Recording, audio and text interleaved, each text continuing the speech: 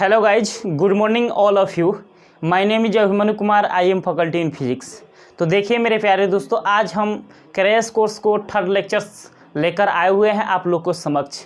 और crash course का third lecture यह काफ़ी इम्पोर्टेंस है और यह बोर्ड एग्जाम के व्यू से देखा जाए तो यह काफ़ी इम्पोर्टेंस है। और प्रीवियस ईयर्स में 5 मार्क्स में यह क्वेश्चन आपका बहुत बार रिपीटेशन कर चुका है बोर्ड एग्जाम में।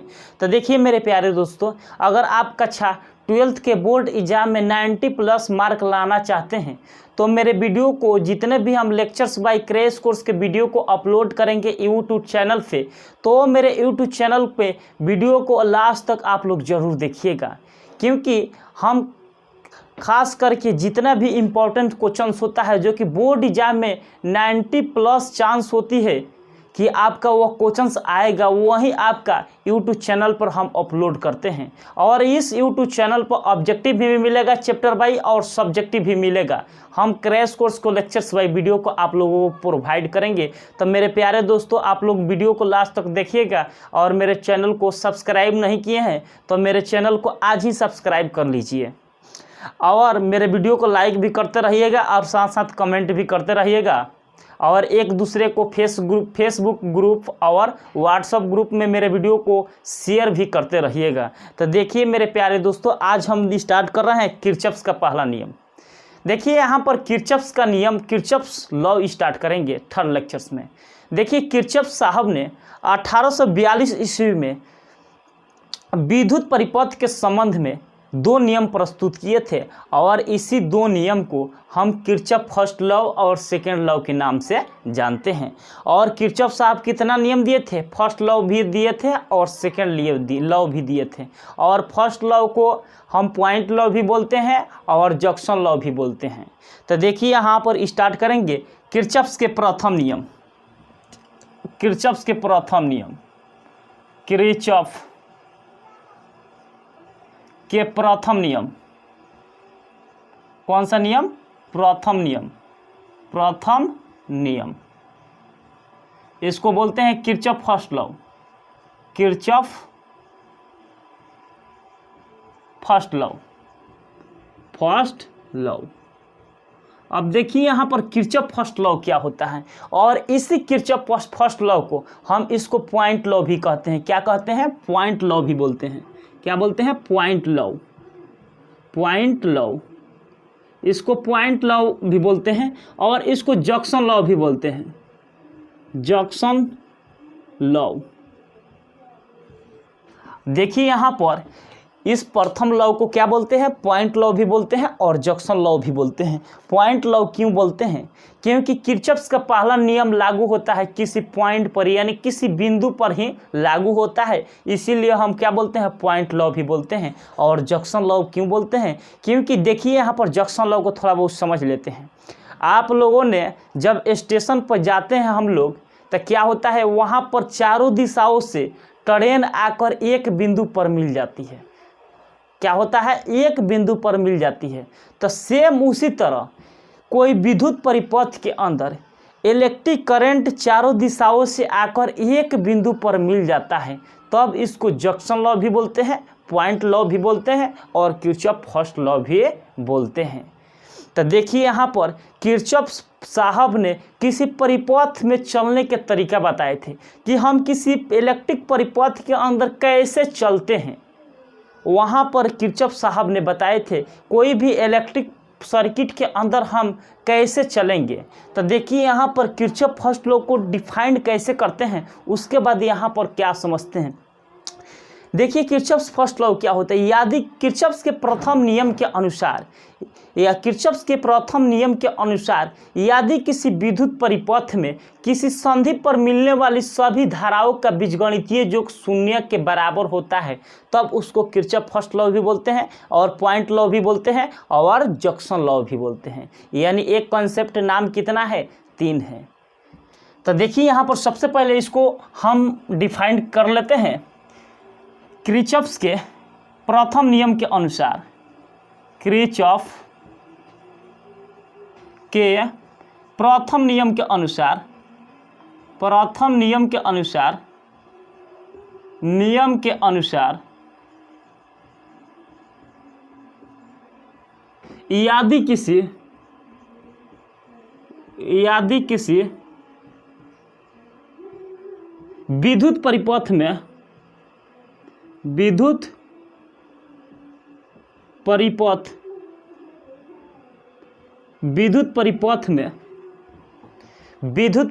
में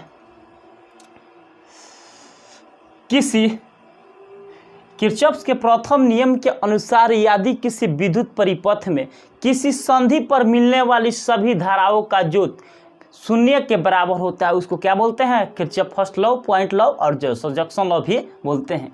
किरचॉफ के प्रथम नियम के अनुसार यदि किसी विद्युत परिपथ में किसी संधि पर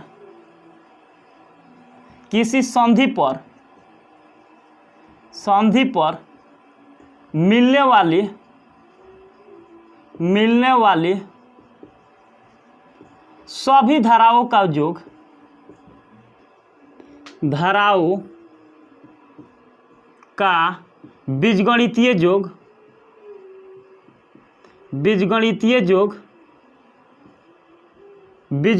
योग शून्य के बराबर होता है। शून्य के बराबर होता है तब उसे हम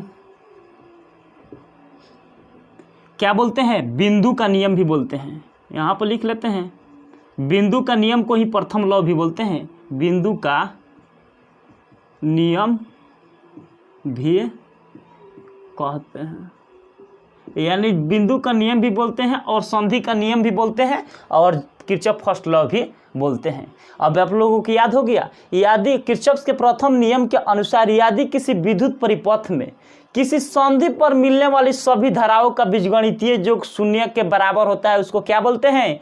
किरचॉफ फर्स्ट लॉ बोलते हैं। अब देखिए यहाँ पर समेशन आई बराबर क्या होगा? इस सभी धाराओं का जो क्या होता है? शून्य के बराबर होता है। तो समेशन आई बराबर यहाँ पर क्या लिखेंगे? शून्य। अब देखिए एक क्वेश्चन आ सकता है कि सर बताइए किरचॉफ का पहला नियम होता है वह किस पर आधारित रहता है? यह ऑब्जेक्टिव में बहुत बार क्वेश्चन पूछ चुका है, कॉम्पिटिटिव एग्जाम में भी पूछा है और बोर्ड एग्जाम में भी पूछ चुका है। तो जो किरचॉफ का पहला नियम होता है वह आवेश के संरक्षण के सिद्धांत पर कार्य करता है। किसका सिद्धांत पर कार्य करता है? आवेश के संरक्षण के सिद्धांत पर कार्य करता है। अब एक बार और समझ लेते हैं, इसको इंग्लिश में बोलते हैं the algebraic sum of total meeting at any point and junction then this statement of Kirchhoff first law और it is based on conservation of charge. जो कि किरचॉफ फर्स्ट लॉ आवेश संरक्षण के सिद्धांत पर कार्य करता है। तो यहाँ पर लिखेंगे किरचॉफ का पहला नियम, किरचॉफ का पहला नियम आवेश संरक्षण के सिद्धांत पर कार्य करता है। आवेश संरक्षण के सिद्धांत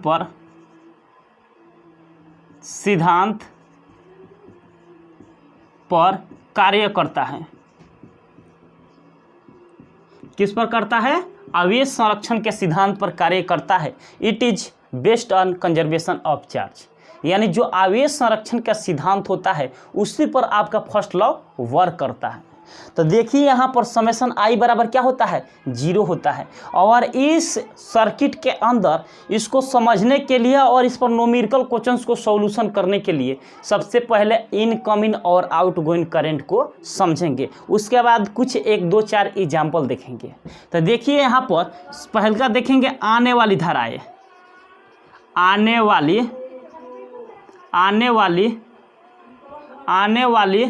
धाराएं क्या देखेंगे? आने वाली धाराएं। आने वाली धाराएं को हम क्या बोलते हैं? Incoming current. इनकमिंग करंट क्या बोलते हैं? Incoming current. इसको क्या बोलते हैं? आने वाली धाराएं। मान लेते हैं यहाँ पर कोई पॉइंट है, यहाँ पर कोई पॉइंट है यानी कोई बिंदु है और इस बिंदु पर चारों दिशाओं से करंट आ रहा है। देखिए यहाँ पर इस बिंदु पर चारों दिशाओं से क्या आ रहा है? करंट आ रहा है। मान लेते हैं यहाँ पर I1 करंट आ रहा है। यहाँ पर भी I2 करंट आ रहा है, और यहाँ पर I3 आ रहा है, और यहाँ पर कितना आ रहा है I4, और यहाँ पर कितना आ रहा है I5, और यहाँ पर कितना आ रहा है I6। और इन सभी धाराओं का बीजगणितीय जो किसके बराबर होता है, शून्य के बराबर होता है। तो देखिए तो यहाँ पर I1 plus I2 plus I3 plus I4 plus I5 plus I6 बराबर क्या हो जाएगा, शून्य। क्योंकि यहाँ पर जितना भी धाराएं होता है उन सभी धाराओं का बीजगणितीय जो क्या होता है, शून्य के बराबर होता है। अब यहाँ पर इनकमिंग करंट के बारे में हम लोग देख लिए।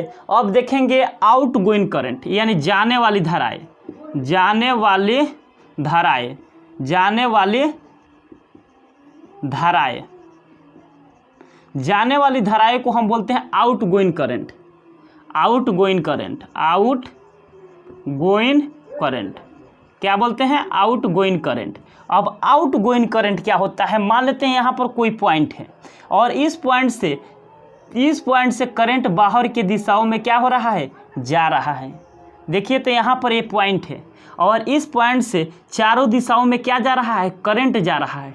तो यहाँ पर I1 करंट जा रहा है, यहाँ पर I2 करंट जा रहा है, और इधर के तरफ I3, और इधर के तरफ कितना I4 करंट जा रहा है, और यहाँ पर I5, और यहाँ पर कितना करंट जा रहा है, I6 करंट जा रहा है।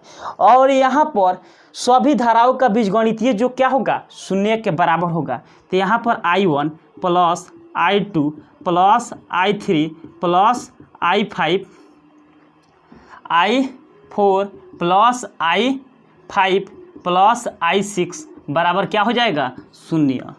यानी सभी धाराओं का जो क्या होगा, शून्य के बराबर होगा। अब देखिए यहाँ पर आउटगोइंग और इनकमिंग करंट के बारे में क्या किए, स्टडी कर लिए। अब देखेंगे इस पर न्यूमेरिकल क्वेश्चंस को कैसे बनाते हैं। अब एक दो न्यूमेरिकल क्वेश्चंस को देख लेते हैं, उसके बाद आगे बढ़ेंगे।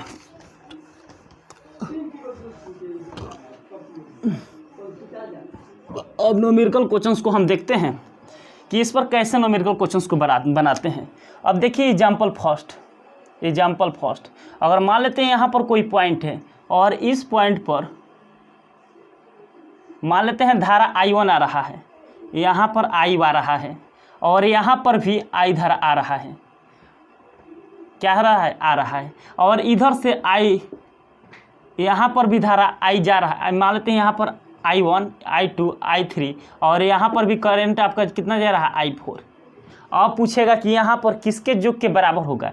तो देखिए जो आने वाली धाराएं होता है उसको क्या कर देते हैं, ऐड कर देते हैं, यानी जोड़ देते हैं। I1 धारा आ रहा है, फिर यहाँ पर कौन सा धारा आ रहा है, I2 आ रहा है, और सभी का बराबर लगा देंगे, और जाने वाली धाराएं का क्या कर देते हैं, जोड़ देते हैं। यानी I4 I3 प्लस क्या हो जाएगा, I4। इतना हो जाएगा ना जी। अब देखिए तो यहाँ पर I1 प्लस I2, इसका बीजगणितीय जो क्या होता है, शून्य के बराबर होता है। और यहाँ पर क्या हो जाएगा, बराबर हटाएंगे तो माइनस का साइन आ जाएगा, I3 माइनस I4, इतना हो जाएगा। अब देखिए तो यहाँ पर if I1 I2 I3 I4 बराबर I के बराबर मान लेते हैं। तो यहाँ पर I के जगह पर क्या लिखेंगे, I plus I minus I, और यहाँ पर I4 के जगह पर क्या हो जाएगा, I। तो देखिए तो यहाँ पर क्या हो जाएगा, 2I, I को जोड़ेंगे तो क्या हो जाएगा, 2I, और माइनस यहाँ पर क्या हो जाएगा, 2I बराबर क्या हो जाएगा, शून्य। अब देखिए तो यहाँ पर सभी धाराओं का बीजगणितीय जो कि यहाँ पर क्या आ रहा है, इस पॉइंट पर शून्य के बराबर आ रहा है। अब यहाँ तक तो देख लिए। अब एक और एग्जाम्पल देखते हैं हम। एग्जाम्पल 2, मान लेते हैं यहाँ पर कोई परिपथ है, मान लेते हैं यहाँ पर कोई पॉइंट है, इधर के तरफ मान लेते हैं यहाँ पर कुछ तरह इस तरह कुछ दिया है। देखिए यहाँ पर इस परिपथ के अंदर मान लेते हैं 5 एम्पियर की धारा आ रहा है, फिर यहाँ पर 10 एम्पियर के धारा आ रहा है, और यहाँ पर 5 एम्पियर की धारा जा रहा है, यहाँ पर भी 5 एम्पियर की धारा जा रहा है। तो यहाँ पर I का मान क्या होगा, यानी करंट में इसमें कितना एम्पियर की करंट प्रवाहित होगा। इसका कहने का मतलब है हम कोई भी परिपथ लेंगे यानी कोई भी सर्किट लेंगे, उस सर्किट में जितना एम्पियर की धारा देंगे, जितना एम्पियर की धारा देंगे आपका उतना ही एम्पियर धारा मिलेगा। तो देखिए तो यहाँ पर आने वाली धाराओं को हम क्या कर देते हैं, जोड़ देते हैं। तो देखिए यहाँ पर I1 धारा आ रहा है, इसको मान लेते हैं I1 और इसको मान लेते हैं क्या I2 और इसको मान लेते हैं I3। इस तरह मान सकते हैं, इसको I4 भी मान सकते हैं और इसको I5 भी मान सकते हैं, इस तरह मान सकते हैं ना जी। तो देखिए यहाँ पर आने वाली धाराएं क्या है I1 प्लस यहाँ पर क्या है I2 है ना जी, यहाँ पर I2 बराबर I4 I3 है और यहाँ पर क्या है I5 4 है और यहाँ पर क्या है I5। इस सभी का जो क्या होता है शून्य के बराबर होता है। और देखिए यहाँ पर I1, अब देखिए यहाँ पर I1 के जगह पर कितना है, I1 का मान कितना दिया है एम्पियर 5 एम्पियर प्लस I2 का मान कितना दिया है 10 एम्पियर। और उसके बाद यहाँ पर क्या लगा देंगे, बराबर को साइन को हटाएंगे तो क्या लगेगा माइनस, और माइनस में प्लस से गुणा होगा तो इधर प्लस वाला सब क्या हो जाएगा माइनस हो जाएगा। और I3 का वैल्यू कितना आया है 5 एम्पियर और यहाँ पर क्या हो जाएगा I4 का वैल्यू कितना है 5 एम्पियर और I5 के वैल्यू नहीं दिया है, I5 बराबर वाट, यानी I5 के वैल्यू नहीं दिया है। तो देखिए इसको जोड़ेंगे तो क्या हो जाएगा 15 एम्पियर, क्या हो जाएगा 15 एम्पियर माइनस इसको जोड़ेंगे तो क्या हो जाएगा 10 एम्पियर, यहाँ पर भी माइनस होगा, माइनस क्या हो जाएगा I5। तो देखिए यहाँ पर 10 में से 15 में से 10 को घटाएंगे तो क्या हो जाएगा 5 एम्पियर माइनस I5। तो देखिए यहाँ पर 5A बराबर क्या हो जाएगा I5 बराबर क्या हो जाएगा 5 एम्पियर, यानी जो आपका करंट इसमें पास होगा यहाँ पर 5 एम्पियर की धारा ही पास होगा। कितना एम्पियर की धारा पास होगा 5 एम्पियर की धारा पास होगा। देखिए तो इसको डायरेक्ट हम नहीं बना सकते हैं, देखिए यहाँ पर सोचिए एक ट्रिक के माध्यम से, यहाँ पर 5 एम्पियर और 10 एम्पियर कितना एम्पियर हुआ 15 एम्पियर, और यहाँ पर 15 एम्पियर देंगे यानी इसमें आएगा इस बिंदु पर तो आपका निकलने वाली धारा आपका 15 ही एम्पियर निकलेगा, यानी जितना धारा हम देंगे उस सर्किट से अंदर से उतना ही धारा आपका निकलेगा। तो यहाँ पर देखिए तो धारा कितना निकल रहा है 5 10 15 एम्पियर निकल रहा है, यहाँ पर 15 एम्पियर की धारा दे रहा है इस सर्किट के अंदर, तो आपका कितना एम्पियर धारा निकल रहा है 15 एम्पियर ही निकल रहा है। अब देखिए यहाँ तक तो समझ गए। अब एक और एग्जाम्पल ले लेते हैं ले लेते हैं, उसके बाद आपका कॉन्सेप्ट क्लियर हो जाएगा फर्स्ट लॉ पर बेस्ड। देखिए यहाँ पर एग्जाम्पल 3 मान लेते हैं, फिर वैसा ही कोई सर्किट बना लेते हैं, सर्किट बना लेते हैं। और देखिए यहाँ पर 20 एम्पियर की धारा आ रहा है और यहाँ पर 10 एम्पियर की धारा आ रहा है, यानी इसको हम I1 मान लेते हैं और इसको क्या मान लेते हैं I2, और यहाँ पर I3, यहाँ पर 10 एम्पियर और यहाँ पर I4 बराबर 10 एम्पियर की धारा जा रहा है। तब पूछेगा कि यहाँ पर I5 का वैल्यू क्या होगा, यानी इस सर्किट के अंदर कितना धारा जाएगा। तो देखिए यहाँ पर सबसे पहले यहाँ पर I1 जो जाने वाली धाराएं होता है उसको क्या कर देते हैं जोड़ देते हैं, I1 प्लस I2 बराबर यहाँ पर I3 प्लस क्या हो जाएगा I4 प्लस क्या हो जाएगा I5। इस सभी का जो क्या होता है शून्य के बराबर होता है। और I1 का वैल्यू कितना दिया है 20 एम्पियर प्लस I2 का वैल्यू कितना दिया है 10 एम्पियर। उसके बाद यहाँ पर क्या करते हैं बराबर हटाएंगे तो क्या हो जाएगा माइनस का साइन लग जाएगा, यानी जो भी प्लस वाला इधर के तरफ है वह किस में चलाएगा माइनस में चलाएगा। और यहाँ पर I3 का वैल्यू कितना है 10 एम्पियर और यहाँ पर माइनस I4 का वैल्यू कितना है 10 एम्पियर और यहाँ पर माइनस I5। तो देखिए यहाँ पर इसको जोड़ेंगे तो क्या हो जाएगा 30 एम्पियर माइनस यहाँ पर क्या हो जाएगा 20 एम्पियर माइनस I5। तो देखिए तो यहाँ पर घटाएंगे 30 में से 20 को घटाएंगे तो क्या हो जाएगा 10 एम्पियर माइनस I5, यानी 10 एम्पियर बराबर I5। अब देखिए तो यहाँ पर आपका I5 के वैल्यू कितना आ गया, यानी I5 बराबर कितना आ गया I5 बराबर 10 एम्पियर। अब देखिए तो यहाँ पर 30 इस सर्किट के अंदर कितना एम्पियर की धारा दिए 30 एम्पियर के धारा दिए, तो यहाँ पर भी तीनों सर्किट में मिलाकर आपका 30 एम्पियर की धारा मिलेगा 10 10 20 और 10 30, इस तरह करके हम किरचॉफ फर्स्ट लॉ पर बेस्ड न्यूमेरिकल क्वेश्चंस को सॉल्यूशन करते हैं। आज के लिए इतना ही रहने देते हैं। Thank you so much. लेकिन नेक्स्ट लेक्चर्स में हम किरचॉफ सेकंड लॉ को देखेंगे।